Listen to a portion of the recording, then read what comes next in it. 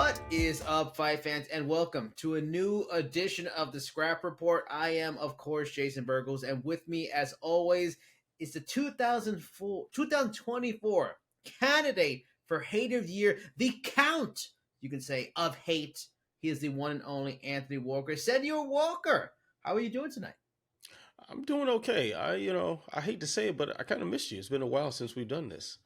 So I I mean, hate the fact that I missed you. that's a great segue. Just the hate and the missing. It's love and hate, yin and yang. We very much are yin and yang. Bad cop, good cop. It's that's why we're the perfect combination. And I missed you too. It's been too long. We Yeah, it's just been don't way do too these long. enough. Life continues to just get in the way. I'm sure all of you at home listening and watching know about that situation. Yeah, man. It's a lot of stuff that we have to catch up on. So I'm very very excited to talk about fights with you today, my man. Yeah, especially because I mean, we didn't get to. You did a great predictions piece on Ringside Intel leading into UFC 300, but we didn't have our classic pre pay per view conversation about it. The biggest pay per view in UFC history on paper and based off of the numbers that UFC set out in a little press release during the week, it was one of the most successful revenue wise in the company's history. So we're going to talk about kind of a post mortem, a fallout from UFC 300, and a lot of things that could come from it. So go right into it. Main event: Alex Pereira makes easy work of Jamal Hill. I mean, got a kick to the nuts. Is like, no, Herb, I got this. Boom, knockout, you're done. And like, it was just another chapter into what is becoming.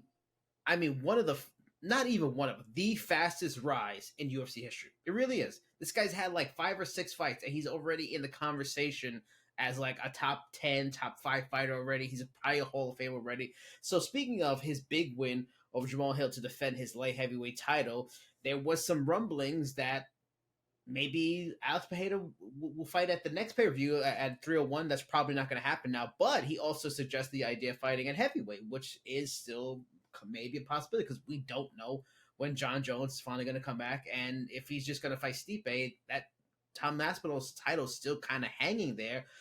First question on the idea of Alex Pereira versus Tom Aspinall. Is that a fight the UFC would be stupid not to make? I think so. I mean, it's just there. It's right there for the taking. Why not? The heavyweight division is being held up by this ghost fight between John Jones and Stipe Miocic, and this is a fight that 5 years too late, probably Yeah. even more than that. It's just Yeah. like, all right, it's past its expiration date, and yes, when it comes on, we'll watch, we'll be excited, but not like it would have been back when it was supposed to have happened originally, right? Yep. So you got Tom Aspinall, who's this sensational guy who seems very marketable. Like the European audience will get behind this guy a lot. He's fun to watch. Like, he's very fun to watch. He's clearly one of the best in the world doing this right now. Why not? Like, this belt is sitting there. It's just collecting dust. Poatan at the same time doesn't have a clear contender for the light heavyweight title. I mean, you could put Ankalaev over there, but Ankalaev was one half of one of the more uninteresting light heavyweight title fights in recent memory. Yuri Prohaska had a great win on UFC 300, but he just lost to Poatan, so it doesn't make sense to put that together. Let's have some fun. Alex Pereira is on this historic run to capture 2 championships in 2 different weight classes in this really minuscule period of time that he's been a UFC fighter. Why not go for a third? Like, this is greatness that we're witnessing. Just let it happen. This is one thing the promotion does not have to get in this way. Just step aside, let the gentleman handle it in the cage. I'm all for that. And I'll get to my answer for the first question, but I'll just give you the second question because they kind of really link together anyway. Can a case be made that Pereira versus Aspinall is a bigger, better fight than John Jones versus whoever at this point? Because John Jones, he's on their rankings for pound and heavyweight on the UFC website. For us at Ringside and even us as Sportsnot, I took him off. He doesn't fight enough. He's fought like once in the last 4 years, and he's going to be out for a while again. I took him off. When he comes back, I'll put him back on the rankings. With Pereira, he's a pound for pound guy. He's number 1 at light heavyweight. If you wanted to still put him at middleweight, he'd probably be top 5, no doubt. Aspinall is number 1 in our heavyweight rankings. He's the interim champion. He's that interesting a fighter. And going into the Bahrain stuff, like this guy, I get it. UFC 300 was absolutely stacked. They got huge ratings, huge numbers, huge revenue, huge gate views, everything. But this dude was in the main event. This is like his fourth main event for the UFC.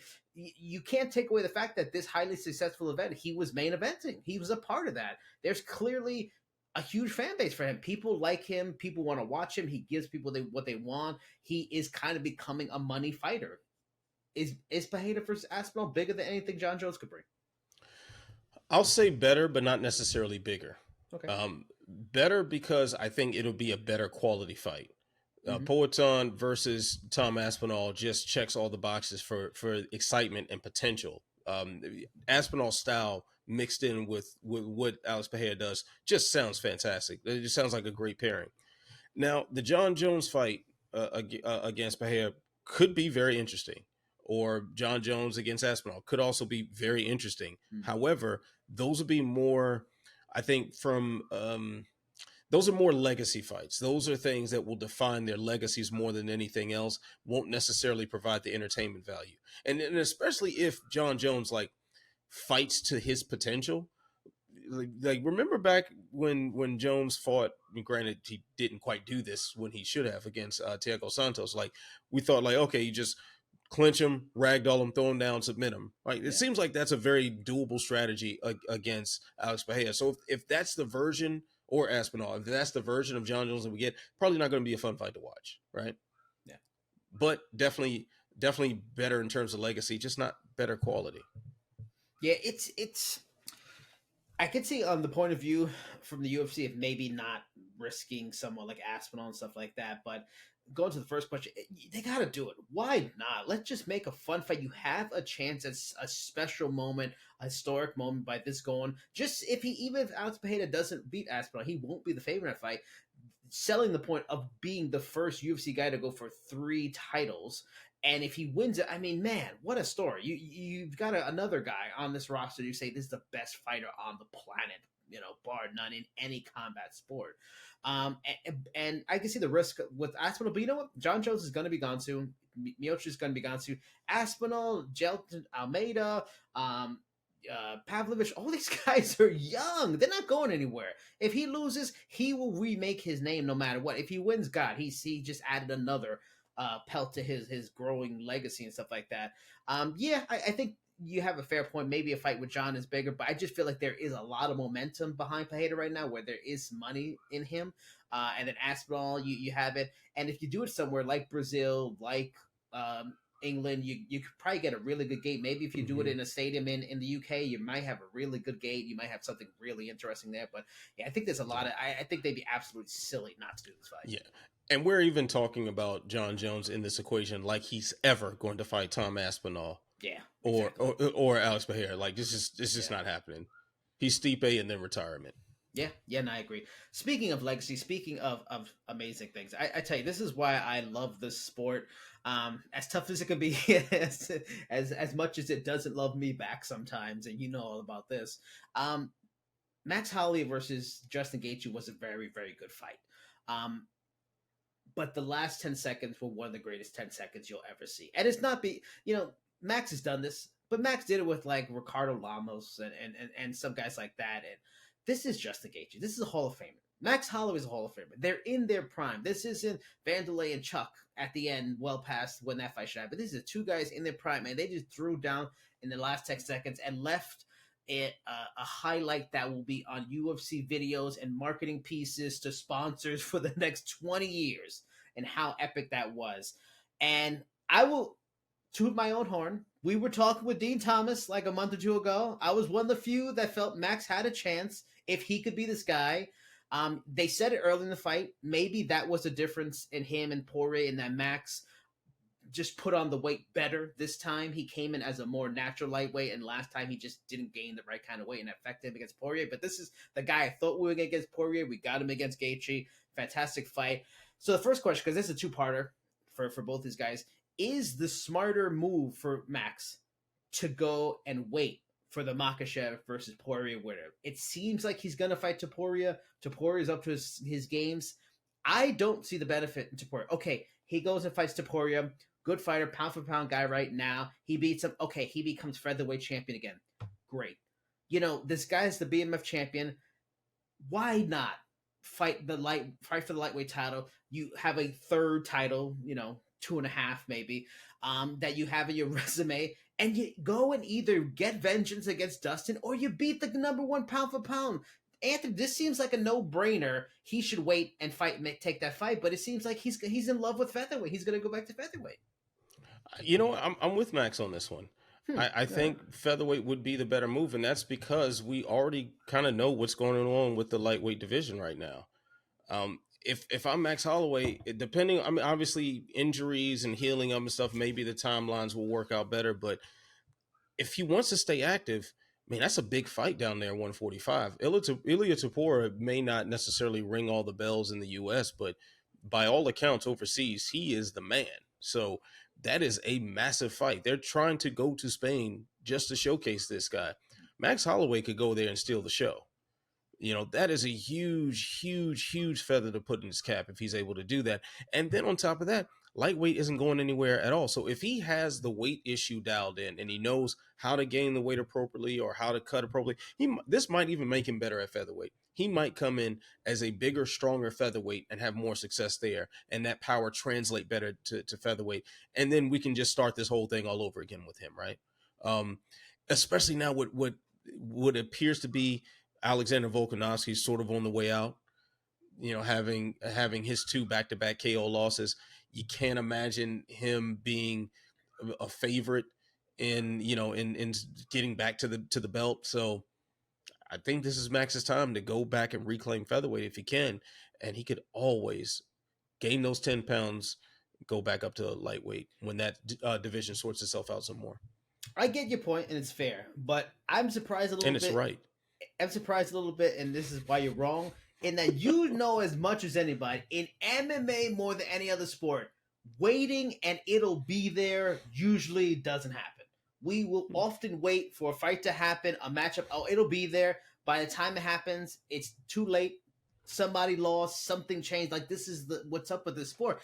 I just think there's too much money to be made in the idea of him going up to win another championship in another division, him having this BMF title, because let's say let's say he loses to Topuria. He doesn't have BMF title, or the BMF title is kind of tarnished or whatever. He's lost, going up to now go up. It looks like, I'm not good here anymore. I'm going up there. At least he's coming off a win in featherweight. He's still a top contender. He just went up and beat the top contender there. He's the BMF champion versus one of the most beloved fighters of the last decade of Poirier, or the number one guy. So it's the BMF versus the baddest man in the planet versus the number one man in the planet. It just feels like there's too much money to be made in a fight like that. But I get what your point, and that's probably what Max is going to do. He just loves that featherweight title. I don't get it, but moving on from Max, what's next for Justin Gaethje? I mean, damn, I feel bad for Gaethje in this situation because, man, he gets vindication emphatically against Dustin Poirier in that fight. He gets the knockout. He takes a huge risk that he probably didn't need to take. God, kudos to him. This is why he's a Hall of Famer. He wanted to stay active. He wanted to take on a good fight. He fights Max Holloway with really nothing to gain. If he beats Max, great. It's a nice thing on the resume, but it doesn't help him in the division. But a loss now puts him in a position where he's not getting a title shot this year. He's probably going to have to win one, maybe two, to get back in the hunt. Luckily for him, Charles lost, so that kind of takes someone possibly blocking him away. Still got Sarukian, still got Dustin Poirier and whatnot. Where does he go next? What would be a good fight for Justin Gaethje now after this? Because he's fought damn near everybody.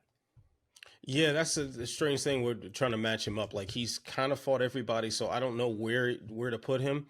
And then you got to question, like, what is he going to have left when he comes back? I mean, it's been a while. Saturday was the first time in a while we had seen Justin Gaethje get knocked out, and that was the ugliest it's ever looked.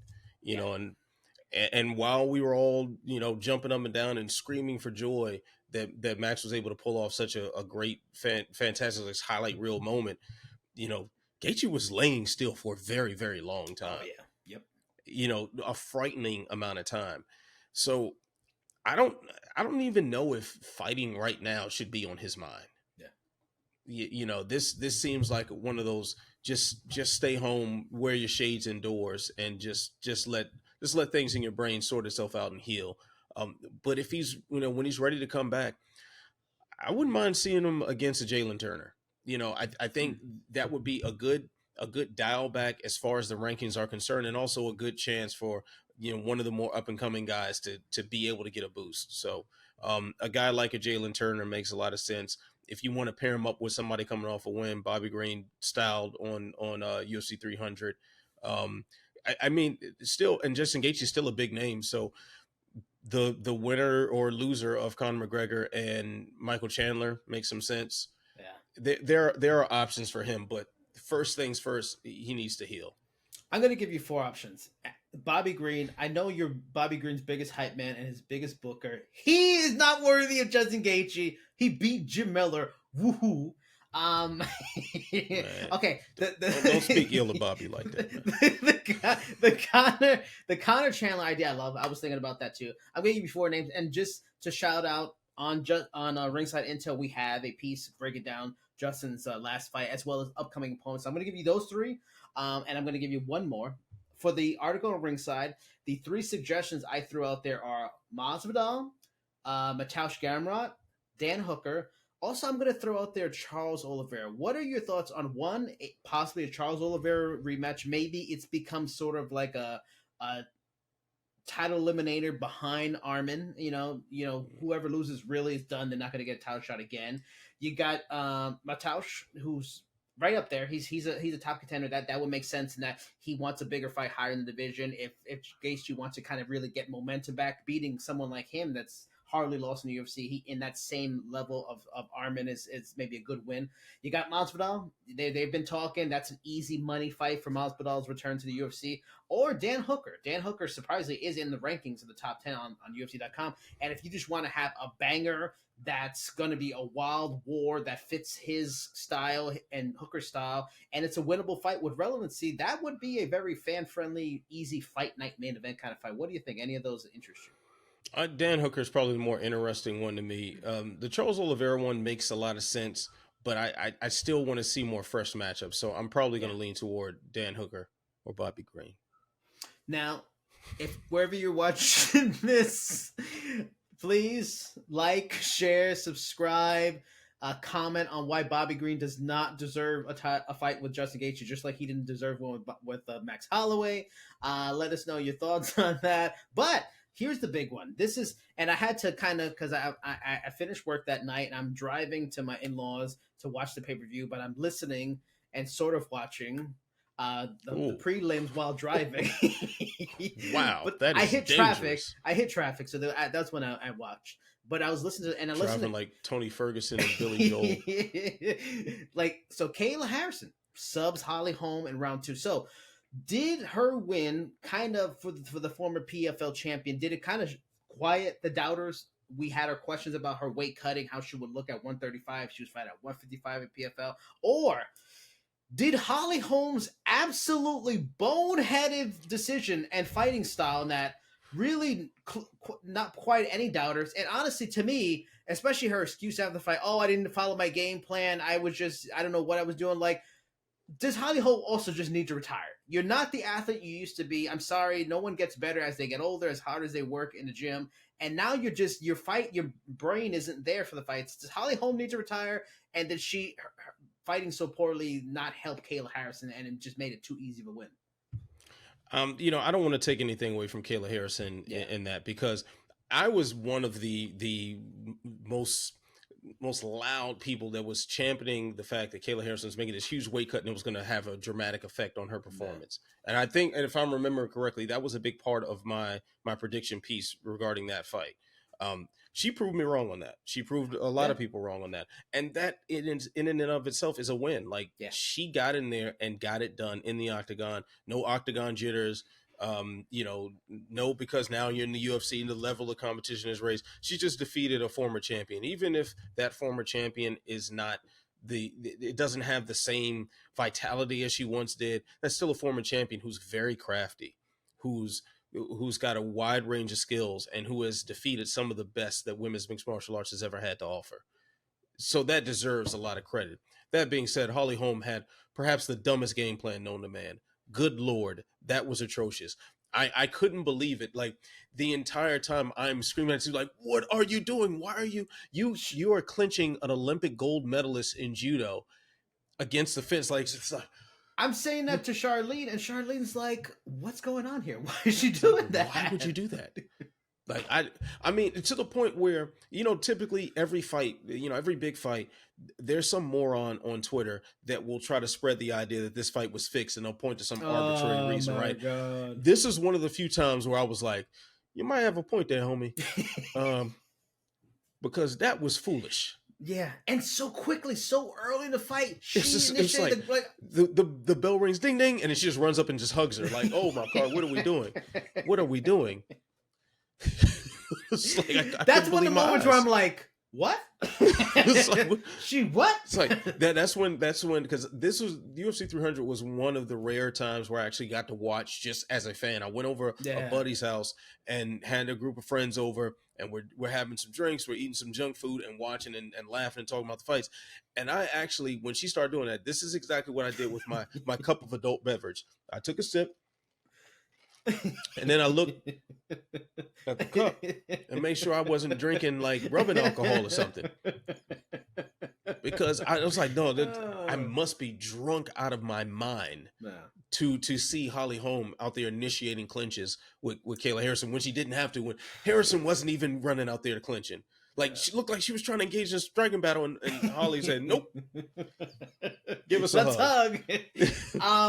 Yeah, I mean, it sucks. It sucks for Kayla because I really do think she can be. Her stint's going to be short because she's not getting in there younger as we all hope, but she can be a star. I mean, she's a great talker. Yeah. She's a great representative of the sport. That's why PFL love. That's why PFL paid her a lot of money, so she can easily. And the division is wide open. Yeah, she doesn't. I don't think she gets a title shot right away, but I think she needs to win one more. But she has so much star potential. Well, she doesn't need to win one more. Like, look at the scraps of the bantamweight division. Look at the wasteland that Amanda Nunes has left behind. Which, by the way, she's at least hinting at coming back, and that would be fantastic to see them fight each other. Yeah. But I mean, you have Raquel Pennington as champion, who she deserves that belt. She won it fair and square, but one of the more underwhelming names to emerge with a title belt in recent memory, and before Amanda, the previous champion, our favorite Juliana Pena. Okay, so I have a pretty easy time envisioning a world where Kayla Harrison destroys either one of them. So yeah, she is at this point, and she's by far the biggest star that division has, right? Yeah. If Amanda doesn't come back. Yeah. But, and going to your idea, it is wide open. I'm going to, and this is kind of just springing off from this conversation. Should Holly Holm start being put into the position of Matt Serra, not even Michael Bisping. I think Michael Bisping's a lot better, because I'm going to run down her career.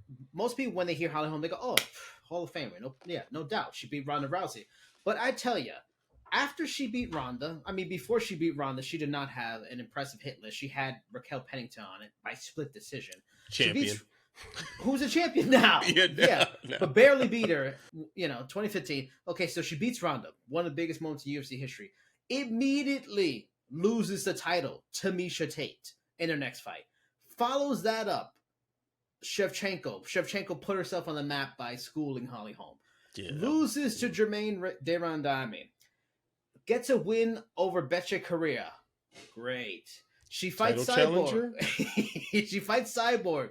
Loses. Megan Anderson. She wins. Yeah. Okay. She fights Amanda. Okay. She fights Amanda. First round knockout. She fights Raquel again.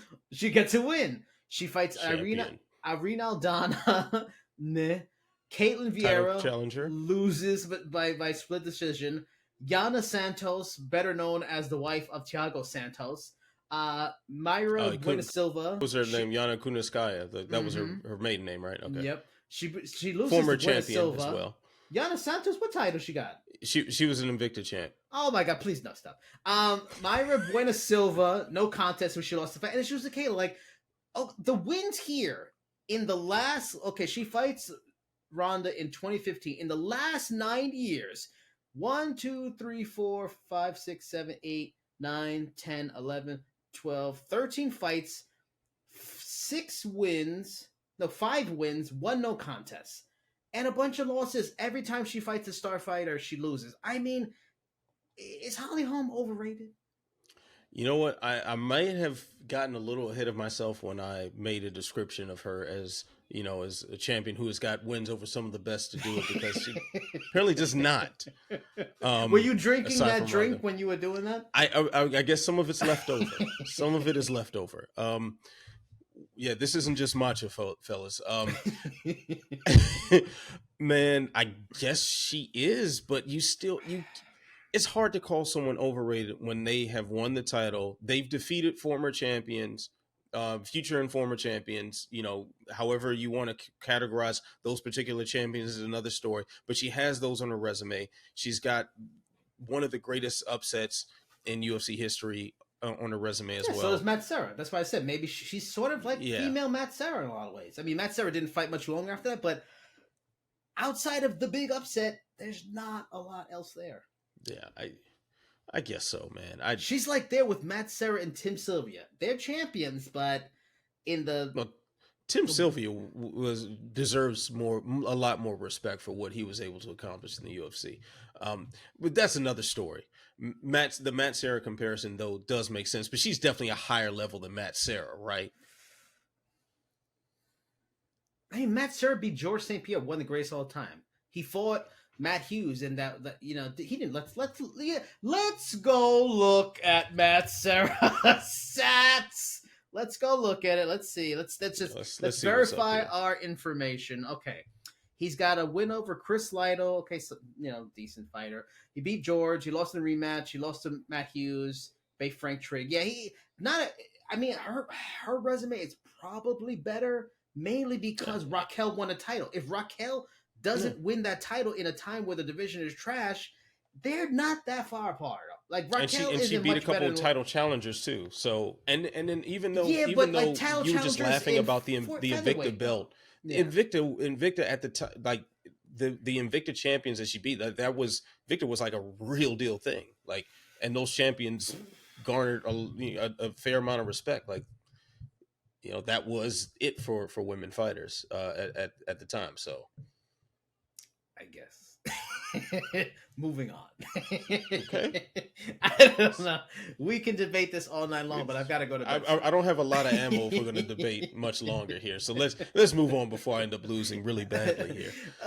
So final thoughts on 300. I mean, man, what a card. It really lived up to me at a lot of, all the hype, and it was better than 200, 100. 100 is a classic too, but I think it better just because so many great finishes, so many great moments. The Max Holloway finish, Pajeda, Zhang versus Yan, it was what it was. So I'm going to ask who gained the most from their victory at UFC 300? Was it Moicano, who got a big win over Jalen Turner? Jalen Turner was winning that fight early. I would have picked Turner. And fumbled the bag. Yeah, like that was a surprise. God. So much momentum lost by him. Is it Harrison? She beat Holly Holm fairly easily, former champion, maybe not based on what we just our conversation now. Yuri Prochazka, man, that fight was insane. Yes. To end the prelims, there's really no more exciting fighter in the company of him. That guy delivers every single time. He's like the Robbie Lawler of light heavyweight. There's never a boring fight with him. Armin Sarukian gets a huge win over a guy I think is one of the best ever at lightweight, Charles Oliveira.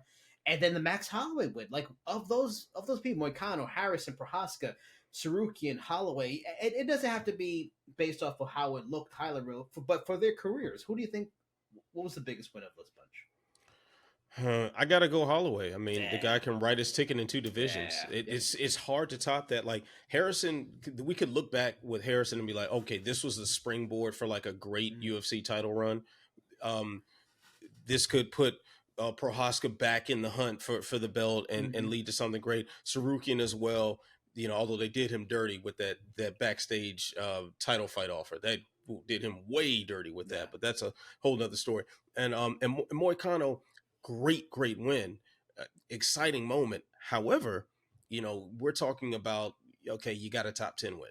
as opposed to Holloway defeating a belt holder, even if it is a prop belt, but defeating the guy who should have been next in line for the lightweight title, and he can write his ticket at featherweight as well. So it's got to be Max Holloway. Yeah, I agree. Not much to add to it. Yeah, it was a fight that he was winning, and that's what makes the end so epic. And that he put it all on the line, took a huge risk. He just didn't have to do it. yeah, didn't. And that's it would have been stupid. Man, the hindsight, if he would have got knocked out, like, oh my god. But that's what makes Max Holloway what he is, and that's why he's legend. Yeah, and for Sarukian, I mean, good win. Man, that guillotine in that first round, boy, that was dangerous. I was tapping on the couch. I was like, bro, I'm done. I'm done. And then the darts late. I mean, it was a close fight. It wasn't like a dominant win. And unfortunately for Arman, I mean, he's got a lot of, good wins, not dominant highlight reel wins. And that's the kind of things you need to catapult yourself into a title shot. So that's why they kind of put him in the spot they did. They probably knew he was going to say no. So flipping from that, who do you feel had the most disappointing performance? Aljo gets a win at featherweight, but it's an Aljo kind of win. That's kind of the problem, why he's always had a problem being a star for as talented as good as he is. Weili had to do like Amanda did versus, I think it was Jermaine Durandamy, where she was not winning on the feet. Surprisingly, she's known as such a good striker, but Jan was the better woman than striker. She had to go full George St. Pierre grappler to win that fight. But props to her. That's what champions do. You get it. Your back's against the wall. You figure it out. You win. Bo Nickel got an opportunity. Shouldn't have gone on the main card. Wasn't spectacular. Yes, he got the finish, but the boo words were out for that one. Jamal Hill talked a really big game, and man, he lost disastrously. And then you got Gaethje. I mean, big risk that really just low reward, high risk kind of fight, and it backfires. Of Hill, Gaethje, Nickel, Zhang, Sterling, who do you kind of left UFC 300 and their stock maybe declined in a big way? I got to go with Gaethje, and I'll give my reasons why I didn't pick the other one. So Sterling, Aljo put on the fight he was supposed to put on at UFC 300 against a guy like Calvin Kattar. It's very difficult for me to call a disappointing performance him totally dominating someone for 15 minutes in his debut at featherweight, and someone as dangerous as Kattar. Like, that could have gone the other way. Like, that was a matchup that was one guy is going to dominate the other. Either Kattar was going to go in there and box his face off, or Sterling was going to ragdoll him for 15 minutes, and that's what we got. I can't be disappointed by that. That was a clear outcome that I think a lot of people saw coming. For Weili Zhang, I mean, she adapted. First of all, she got the tap. I mean, didn't really get the tap. She choked her unconscious. And yeah, that was crazy. She choked her unconscious. Like she won by submission, but she had to keep fighting. And the fact that I'm not mad. Yeah. Jan came back from losing. How Jan made it to decision after that, I don't know. Was winning rounds. Like she was the better one on the feet despite going to sleep. Yeah, so I can't explain, but I can't be mad at her because the ref didn't stop the fight. Right when it should have happened. For Bo Nickel, I mean, whatever. I mean, he's what, 6-0 now. Like, he fought a guy with more experience. It's no big deal. Like, he didn't run over the guy as fast as we expect him to run over a guy. But make no mistake about it, he ran over the guy. I mean, he blows my mind. Like, he's calling out Hamzat and stuff like that. Are you kidding me? Like, the difference in how they've performed in the UFC. Like, Hamzat beat a Gerald Meerschaert in like his 8th, 9th fight. In MMA, Gerald Meerschaert's a legitimate top 15, top 20 middleweight. This guy's fighting Cody Brundage, is struggling a little bit. No disrespect to Cody Brundage, but he's putting himself in a category. Like, you're not barnstorming to the top like Hamzat is. And we all know Hamzat's getting rushed. Not even close. It's crazy to me. Yeah. It's like Cody Brundage got out-grappled by, what's his name, Cedric Dumas or whatever. Like, I mean, really, what are we talking about? What are we talking about here? Yeah, and Jamal Hill, like, I wasn't disappointed by his performance because I didn't expect much of anything. I just did not expect him to do anything that looked like effective offense against Bahia. I mean, we're talking about a dude who has attempted 0 takedowns in his UFC career and the one thing that he should have been doing is trying to take him down. So when he said, "Hey, I'm gonna stand and trade with him and all this, and I want a kickboxing match," I believed him. And when he said that, I was like, "That's probably not gonna go too well for you," and that's exactly what happened. So I'm not disappointed at all. That's what I thought was going to happen in the first place. But Gaethje, I thought that Gaethje was going to put on one of the more dominant performances of his entire career. I thought it was going to be so dominant and so brutal that it would make me question how much I love combat sports, because I thought Max was going to get beaten up that badly. Yeah. The combination of Gaethje's improved sort of composure and his ability to show patience at the right times, but go on those berserker rages at the right moments, with the ungodly power that he possesses, with a previously ungodly chin that he possesses as well. I was like, man, this is going to be his show right here. But I can't say I was disappointed, because it was good to see Max have such a great moment, but I thought Gaethje would perform better than he did. And the crazy thing about it wasn't like that this moment just happened in the last second and then he gets knocked out. Like, he got beaten pillar to post from pretty much from the moment that spinning back hit landed in round 1 and broke his nose. Yeah. He was out of it. Like, he was not performing well, and he was slower. His reaction time wasn't there. The punches were having more of an effect on him. The leg kicks that he was throwing at Max just walked right through. It was like unbelievable. It was like Max turned into Colossus or something and was just absorbing all the kinetic energy or something. I don't know, man. But Gaethje, I hate to say it was disappointing, but Gaethje gets that dubious honor this time. I'm actually going to go with Jamal Hill. You expected something from him? No, because I think in a way this may out him as a star fighter. I think a lot of people feel he's a star, and understandably he won the title, but this is a kind of thing where it's a real tipping point for him. Like, where he goes from here is going to be interesting, because people get on Sean O'Malley and getting rushed to the top. Jamal Hill's in the same spot. He had an opportunity. He got a title fight, because when you look at his resume in the UFC, after getting on into the UFC from being a contender series, he gets a win over Darko Stozic. He fights OSP. I mean, and this is 2020. OSP was already old in 2020. So he gets a win at OSP. He loses. He's got his arm broken by Paul Craig, and Paul Craig has not done a ton after that fight. KO win, first round, Jimmy Crute, I guess. KO win, Johnny Walker. Okay. Thiago Santos well past his prime in 2022. And he beat Glover. Glover, without a doubt, is a good win, but also Glover is a man who's like, what is he now? Let me see how old. I think he's like 45 now. But he also 44. He was just coming off of his title run too. So that was one of the best light heavyweight title fights ever. No, and it was a great fight. But again, fight. Like you had a great fight and barely beat a 42-year-old man. No disrespect to Glover, still a very good fighter, but a 42-year-old who had lost and then was getting a chance because and then he goes to Pereira, a guy who's a legit star, and he gets run through. Like to me, I think like some of the layers might have been pulled back on Hill. We might be wrong. He will be a star, but I think that might change the narrative on Jamal a little bit. Talk the big game, big star, and he just got trucked by Pereira. Maybe a lot of great fighters have been trucked, but I think he lost a little bit of I don't know, momentum a little bit with that fight. Well, you know what? You could be right, but I also think we should be taking into account, like, he's coming off of this major, major Achilles injury. Mm-hmm. This is an injury that has derailed many of athletic endeavors in life. Listen, Kevin Durant is looking pretty good. I'm just saying. Oh yeah, NBA money helps, but I really think that Jamal Hill capitalized on getting that belt at the right time. Like, it was, he certainly benefited from the circumstance and he made the most of it. But quite honestly, I just never expected anything to happen. Like, that's such a bad matchup for him in so many different ways. I just didn't expect anything. So he would have had to go out there and do something really, really drastically stupid for me to feel disappointed by anything he did last Saturday. All right. Last two questions. But first, wherever you're watching, wherever you're listening, please like, share, subscribe to the Ringside Intel YouTube channel.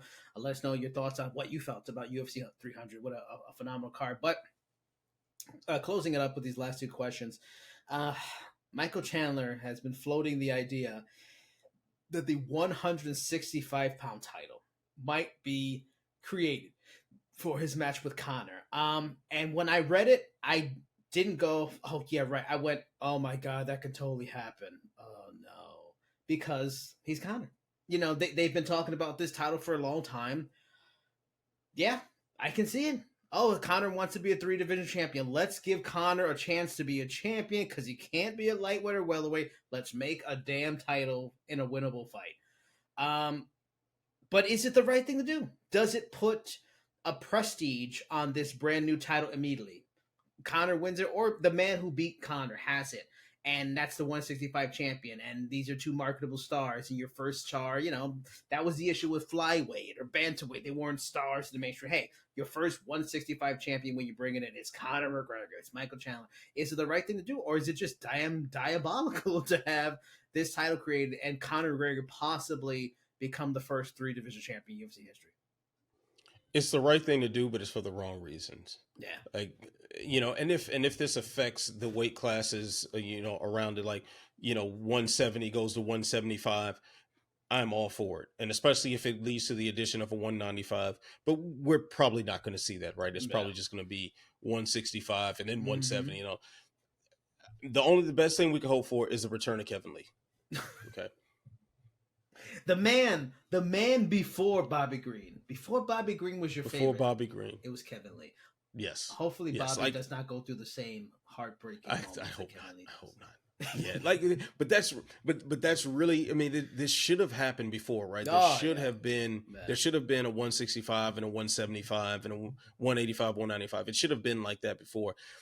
I don't think that they're going to really commit to it. So no, like, don't do it. If you're not going to make it an actual division, if you just want to have a belt to slap on the poster and just something to prop to display along with, Conor and Chandler going through whatever press rounds, fine. Just make it, I don't know, make it the Steelers belt, and you could put Proper 12 versus Chandler's Tequila or something next to whatever. I don't care. It really doesn't matter to me. Just let these guys fight and just let this be over with, man. I'm done with this fight already. So, final question on after UFC 300. There's a ton of big news, a lot of big fight news. Paul Costa versus Sean Strickland. We're gonna get the Conor and Chandler. That's finally official for the UFC 303. But also, Dustin Poirier versus Islam Makhachev, UFC 302 in Newark. They're gonna finally. Islam is coming back.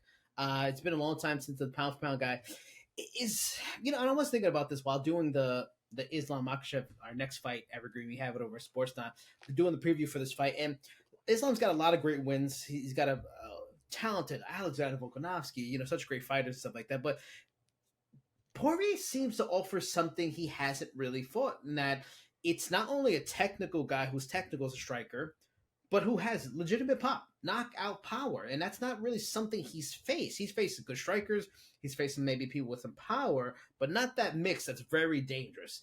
But that said, he is besties with Khabib Nurmagomedov, and Khabib made fairly easy work of Dustin.